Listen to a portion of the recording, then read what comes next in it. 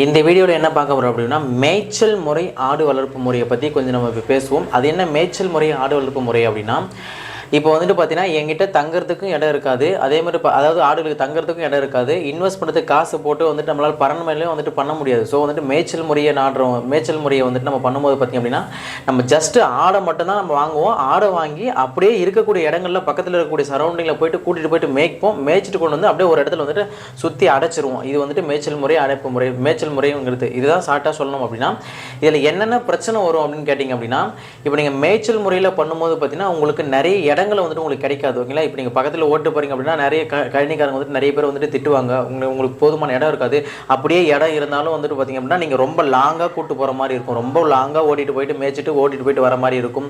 அதே மாதிரி பார்த்திங்க அப்படின்னா உங்களுக்கு இன்னொரு பிரச்சனை அப்படின்னா, திடீர்னு பார்த்திங்க அப்படின்னா உங்களுக்கு மழை வந்துடுச்சு அப்படின்னா ஆடு வந்துட்டு மழையிலே நனையும். அதேமாதிரி ஆடை தங்குறதுக்கு ஒழுங்காக சேஃபாக இருக்காது. இப்போ நீங்கள் திடீர்னு பார்த்தீங்கன்னா ஒரு கொட்டையில் அரைச்சி வைக்கிறீங்க அப்படின்னா திடீர்னு வந்துட்டு சேஃபாக இருக்காது. பட்டியில் பண்ணும்போது நிறைய நாய் தாக்கம் வந்துட்டு அதிகமாக இருக்கும். இதை நீங்கள் சாக்ரிஃபைஸ் பண்ணணும் அப்படின்னா, இதை நீங்கள் ஓவர் கம் பண்ணி வரணும் அப்படின்னு என்ன பண்ணணும் அப்படின்னா, ஒரு கொட்டைக்கை வச்சுருப்பாங்க. அந்த கொட்டைக்கையில் பகல் ஃபுல்லாக ஓட்டிகிட்டு போயிட்டு பகல் ஃபுல்லாக மேய்ச்சிட்டு நைட்டில் கொண்டு வந்து கொட்டையில் அடைச்சிருவாங்க. இது ஒரு மெத்தட் வந்துட்டு நம்ம பண்ணிகிட்டு இருப்பாங்க. ஸோ இதில் ஒரு பெரிய ட்ராபேக் என்ன அப்படின்னு கேட்டிங்கன்னா, நம்ம ஆடு வந்துட்டு டே டைம் ஃபுல்லாகவே வந்துட்டு இதில் தான் ஃபோக்கஸ் பண்ணி இருக்க முடியும். ஓகேங்களா? அதாவது பாருங்கள், நான் முதல்ல சொன்ன மெத்தட் இந்த பரண்மேல வளர்ப்பு முறையில் வந்துட்டு எவ்வளோ நமக்கு டைம் சேவ் ஆச்சு. அதை தவிர்த்து பார்த்திங்க அப்படின்னா இதில் தரைமுறை வளர்ப்பு முறையில் எவ்வளோ டைம் சேவ் ஆச்சு. இதில் பாருங்கள் சுத்தமாக டைமே கிடைக்கல நம்மளுக்கு. அதாவது ஃபுல் டைமும் வந்துட்டு இதுதான் பண்ணுவோம். ஏன்னா காலையில் ஓட்டிட்டு போவீங்க, நைட்டு வந்துட்டு ஆடு பட்டியிலேருந்து ஓட்டுவீங்க, காலையில் ஓட்டு போயிட்டு மறுபடியும் நைட்டு தான் கூட அந்த டே பகல் ஃபுல்லாக வந்துட்டு நீங்கள் ஆடு கூட தான் வந்துட்டு இருக்கணும். ஆடுகளை தான் வந்துட்டு மேய்ச்சிட்டு இருக்கணும். அந்த மாதிரி தான் இருக்கும். ஓகே, அப்போது இந்த மெத்தடில் இப்போ நான் சொன்ன சினாரியோவில் நீங்கள் வந்துட்டு கால்குலேட் பண்ணி பாருங்கள். எல்லா மெத்தட்லையுமே வந்துட்டு பார்த்தீங்கன்னா நம்ம ஆடை பாதுகாக்கும் போது வந்து பார்த்தீங்கன்னா மெடிசன் கொடுக்குறது எல்லாமே வந்துட்டு ஓகே தான். பட் ஆனால் நம்மளுடைய உழைப்பை மட்டும் கவனிச்சுட்டே அவங்க ஒவ்வொரு ஸ்டேஜ்லையும் இந்த மேய்ச்சல் முறையில் எவ்வளோ உழைப்பு இருக்குது. ஒரு நாள் ஃபுல்லாக நீங்கள் வந்துட்டு கஷ்டப்படணும், ஒரு நாள் ஃபுல்லாக நீங்கள் ஓடிட்டு இருக்கணும், ஒரு நாள் ஃபுல்லாக வந்துட்டு நீங்கள் ஆடு மேய்க்கணும். அப்போ தான் வந்துட்டு இந்த மெத்தடில் வந்து நீங்கள் சக்ஸஸ் பண்ண முடியும். இங்கேருந்து லாங்காக 1 கிலோமீட்டர் ஒரு 1.5 கிலோமீட்டருக்கு கூட்டிகிட்டு போகணும். ஓகேங்களா? அது மறுபடியும் அதே 1.5 கிலோமீட்டர் வந்து நைட்டு போய் கூட்டிகிட்டு வரணும். ஒவ்வொரு ஆடும் வந்து பார்த்திங்க அப்படின்னா இந்த மேய்ஞ்சிட்டு இருக்கும்போது பார்த்தீங்கன்னா நாய்க்கு கடிக்குமா, இதை வந்துட்டு ரொம்ப கேர்ஃபுல்லாக வந்துட்டு வாட்ச் பண்ணிகிட்டே இருக்கணும். இதெல்லாம் வந்துட்டு இந்த மேய்ச்சல் முறையில் பண்ணிகிட்டு இருக்கும்போது பார்த்திங்க அப்படின்னா இவ்வளோ பெரிய ப்ராப்ளம்லாம் இருக்குது. ஏன்னா ஸ்டார்டிங் ஸ்டேஜ் இல்லையா? ஸோ இந்த மாதிரியே தான் நம்ம கையாளுட்டாகணும். இதில் ரொம்ப அதேமாதிரி பார்த்திங்கன்னா ரொம்ப நிறைய ஆடுலாம் வந்துட்டு வச்சுக்க முடியாது. கிட்டத்தட்ட பார்த்திங்கன்னா ஒரு 50 ஆடு 100 ஆடு தான், 100க்கு மேலாம் வந்துட்டு நம்மளால் மேய்ச்சிக்க முடியாது, நம்மளால் வந்துட்டு நம்மளால் வந்து பண்ணிக்க முடியாது. ஸோ இந்த மெத்தடில் இவ்வளோ உழைப்பு இருக்குது. அப்படியே பாருங்கள், அடுத்த மெத்தடில் வந்து தரைமுறை வளர்ப்பு முறையில் ஜஸ்ட்டு தங்குறதுக்கு ஒரு இடம், அடுத்தது கட்டுத்தறிக்கு ஒரு இடம், எல்லாமே வந்துட்டு இருக்கக்கூடிய இடத்துல தான் இருக்குது. அதாவது நம்ம வீட்டாண்டே தான் இருக்குது. நம்ம போயிட்டு ஜஸ்ட்டு தீனி மட்டும் அள்ளி போட போகிறோம். ஓகே, அவ்வளோதான். இது வந்து நம்ம எடையை வந்து கூட்டு போக முடியாது இந்த மெத்தடில். பரண்மேல் வளர்ப்பு முறை பாருங்கள், அதை விட ரொம்ப டைம் நம்மளுக்கு சேவ் ஆகுது. ஜஸ்ட்டு 1 மணி நேரம் 2 மணி நேரம் ஸ்பெண்ட் பண்ண போகிறோம். போயிட்டு தீவனங்களை இது சாப்பில் கட் பண்ணி வந்துட்டு நம்ம போட்டுற போகிறோம். ஓகேங்களா? இது வந்துட்டு ரொம்ப இன்னும் டைமிங் சேவிங். இப்போ நல்லா நீங்கள் புரிஞ்சுக்கிற வேண்டிய விஷயம் என்ன அப்படின்னா, ஒவ்வொரு மெத்தட்லையுமே தரைமுறையில் மேய்ச்சல் முறையில் வளர்த்தாலும் சரி, தரைமுறையில் வளர்த்தாலும் சரி, பரண்மேல வளர்த்தாலும் சரி, நம்மளுக்கு கிடைக்கக்கூடிய நம்ம அதில் இன்வெஸ்ட் பண்ணக்கூடிய டைமிங்கை தான் நம்ம பார்க்கணும். டைமிங் மீன் என்ன, நம்ம அதில் போடக்கூடிய உழைப்பை தான் பார்க்கணும். இதில் இவ்வளோ இதில் ஒரு 50% உழைப்பு போகிறீங்கன்னா அதில் 40%, அதில் 10% தான் போடுவீங்க பரண்மேல வளர்ப்பு. அப்போ உழைப்பு கம்மியாக உங்களுக்கு ரெவென்யூ அப்படிங்கிறது எப்படி அதிகமாக ஜென்ரேட் பண்ணணும்.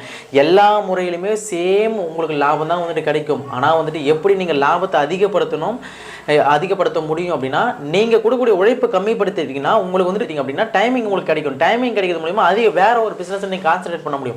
இப்படி தான் வந்துட்டு உங்களுக்கு வந்துட்டு லாபம் வந்துட்டு உங்களுக்கு இரட்டிப்பாக்க முடியும். ஓகேங்களா? இப்போ நீங்கள் 10 மணி நேரம் ஒரே பிஸ்னஸ், அதாவது ஒரே முறையை வந்துட்டு நீங்கள் ஃபாலோ பண்ணிட்டு இருக்கீங்க அப்படின்னா, அதில் அதுவே பரண்மேலுக்கு போகும்போது பார்த்தீங்கன்னா 2 மணி நேரம் தான் நீங்கள் அதில் டைம் இன்வெஸ்ட் பண்ண போகிறீங்க. அடுத்து உங்களுக்கு வந்து 8 மணி நேரம் சேவ் ஆகுது. இந்த 8 மணி நேரத்தில் வந்து நீங்கள் வேறு பிஸ்னஸ் பண்ணுவீங்க இல்லைங்களா? இப்போ ஃபார் எக்ஸாம்பிள் அந்த 8 மணி நேரத்தில் வந்துட்டு கோழியை பார்ப்பீங்க, அடுத்து வந்து பார்த்தீங்கன்னா வேறு எதனா பெட்டு வளர்க்குறீங்க அப்படின்னா அதை போய்ட்டு பார்ப்பீங்க. ஓகேங்களா? இப்போ முயலை பார்ப்பீங்க, அந்த மாதிரி வேறு எதனா பெட்டு வரீங்க அதை போய் பார்ப்பீங்களா? ஸோ இதை தான் நீங்கள் நோட் பண்ணணும். அப்போ அதில் ஒரு ரெவன்யூ ஜென்ரேட் ஆகுது இல்லையா? ஸோ இப்படி தான் வந்துட்டு லாபத்தை நீங்கள் வந்துட்டு கணிக்க முடியும். ஓகேங்களா? ஒவ்வொரு பிஸ்னஸுமே லாபம் அப்படிங்கிறது நீங்கள் போடக்கூடிய எஃபர்ட்டில் தான் இருக்குது. ஓகேங்களா? இது வந்துட்டு நீங்கள் ஆடு வளர்ப்பு முறையை வந்து தப்பு சொல்ல முடியாது. அதே மாதிரி ஆடுகளை ப்ரீடை வந்து நீங்கள் தப்பு சொல்ல முடியாது. ஓகேங்களா, நீங்கள் எடுத்திருக்கக்கூடிய மெத்தட் வந்துட்டு எப்படிப்பட்டதோ அதுக்கு தகுந்த மாதிரி தான் நீங்கள் வந்துட்டு இன்வெஸ்ட் பண்ணணும். ஃபார் எக்ஸாம்பிள், இப்போ நீங்கள் மேய்ச்சல் முறையில் இன்வெஸ்ட் பண்ணுறீங்க, மேய்ச்சல் முறையை நீங்கள் எடுக்கிறீங்க அப்படின்னா ஸ்டார்டிங்கில் எப்பயும் மேய்ச்சல் முறை தான் மேய்ச்சல் முறையை எடுக்கிறீங்க அப்படின்னா இன்வெஸ்ட் அப்படிங்கிறது சுத்தமாக வந்துட்டு கம்மி, வெறும் அது ஆடுக்கு மட்டும் தான் இன்வெஸ்ட் பண்ண போகிறீங்க. அதே மாதிரி பார்த்தீங்க அப்படின்னா நீங்கள் ஓட்டிட்டு போகிற லேண்டு வந்துட்டு பார்த்தீங்கன்னா உங்களுக்கு வந்துட்டு அப்படியே ஓட்டிட்டு போயிட்டு அப்படியே மேய்ச்சி கூட்டு வந்துட போகிறீங்க. ஓகேங்களா, இங்கே இன்வெஸ்ட்மெண்ட் கம்மி, ஆனால் உழைப்பு பாருங்கள், அந்த டே ஃபுல்லாக அந்த பகல் ஃபுல்லாக வந்துட்டு நீங்கள் அதுக்கு வந்துட்டு ஸ்பெண்ட் பண்ணுற மாதிரி இருக்கும் டைமிங். ஓகே, உங்களுக்கு டைமே கிடைக்காது. ஓகேங்களா, இதில் ஒரு வந்துட்டு டிராபேக் இருக்குது. அதேமாதிரி தலைமுறையில் வளர்ப்பு முறையில் என்ன பண்ணியிருக்கோம், அதாவது உங்களுக்கு வந்துட்டு தங்குறதுக்கு ஒரு இடம், அதே மாதிரி கட்டுத்தருக்கு ஒரு இடம். அதே மாதிரி பார்த்தீங்கன்னா நீங்கள் டைமுக்கு மட்டும் வீட்டுக்கு வந்துடுவீங்க, மற்ற டைமுக்கு போய்ட்டு மறுபடியும் என்னென்ன டைமுக்கு தீனி போகிறோமோ அந்த டைமுக்கு வந்து போட்டு நீங்கள் வந்துட்டு பண்ணுவீங்க. இது வந்துட்டு 2வது மெத்தடு தலைமுறை வளர்ப்பு முறையில்.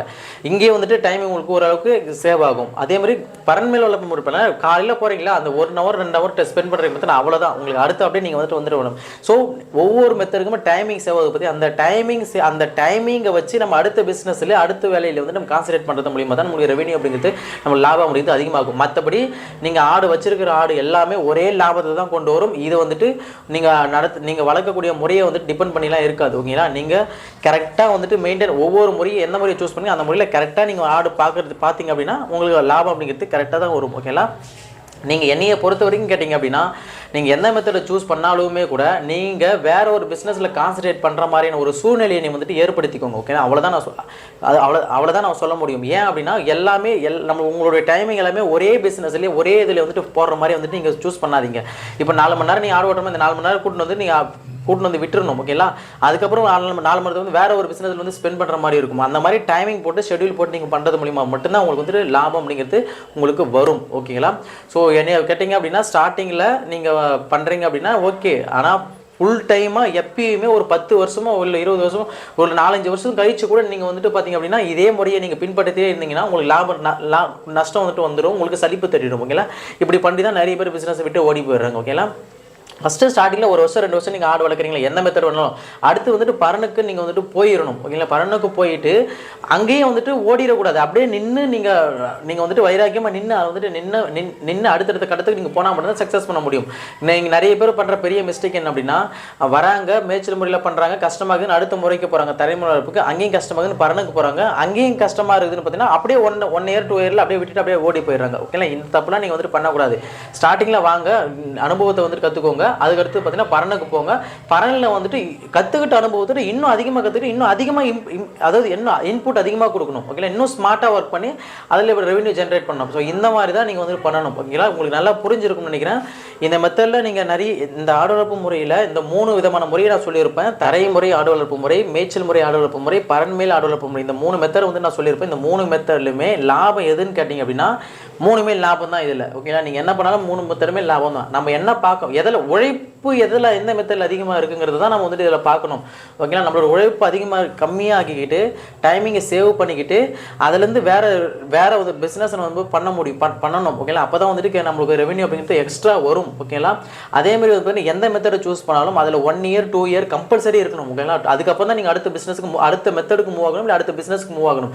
1 இயர் 2 இயர் கூட 3 இயராச்சு அட்லீஸ்ட் இருக்கணும். அதுக்கடுத்து 1 இயர் 2 இயர் இருந்துட்டு நான் மறுபடியும் அதே மெத்தடை கண்டினியூவாக நீங்கள் வந்துட்டு பண்ணக்கூடாது. அதே மெத்தடை கண்டினியூ பண்ணிங்கன்னா இப்போ நீங்கள் அது மறுபடியும் உங்களுக்கு லாஸில் தான் போகும். ஏன் அப்படின்னா நீங்கள் அடுத்து அப்டேட் பண்ணல, அடுத்து அப்டேட் பண்ணி அடுத்த முறைக்கு போகணும். இப்போ தலைமுறையில் வளர்த்துட்டு இருக்கீங்க, அதுவே ஒரு 2 வருஷம் வளர்த்துட்டீங்க, அடுத்து 3வது வருஷத்துல பார்த்தீங்கன்னா கம்பல்சரி வந்துட்டு பண்ணையை போட்டு தான் ஆகணும்.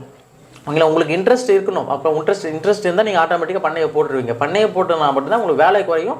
வேலை குறைஞ்சதுக்கப்புறம் பார்த்தீங்கன்னா நீங்கள் அதிக இன்வெஸ்ட் பண்ணுவீங்க. அதிக இன்வெஸ்ட் பண்ணால் ஆடுகளுடைய கவுண்டிங் அதிகப்படுத்துவீங்க. கவுண்டிங் அதிகப்படுத்தும் போது பார்த்தீங்கன்னா உங்களுக்கு வந்துட்டு சேல் உங்களுக்கு வந்துட்டு லாபம் அப்படிங்கிறது அதிகமாக நடக்கும் சேல்ஸ் ஆச்சுன்னா. ஓகேங்களா, ஸோ இதுதான் இருக்கிற விஷயம். உங்களுக்கு எந்த மெத்தடை சூஸ் பண்ணாலுமே உங்களுக்கு எப்படி கன்வீனியன்ட்டாக இருக்குதுன்னு பார்த்துட்டு நீங்கள் அந்த மெத்தடை சூஸ் பண்ணி வந்துட்டு பண்ணுங்க. ஓகேங்களா, ஸோ தேங்க்யூ. அடுத்து இன்னொரு வீடியோ சந்திக்கிறேன். பாய்.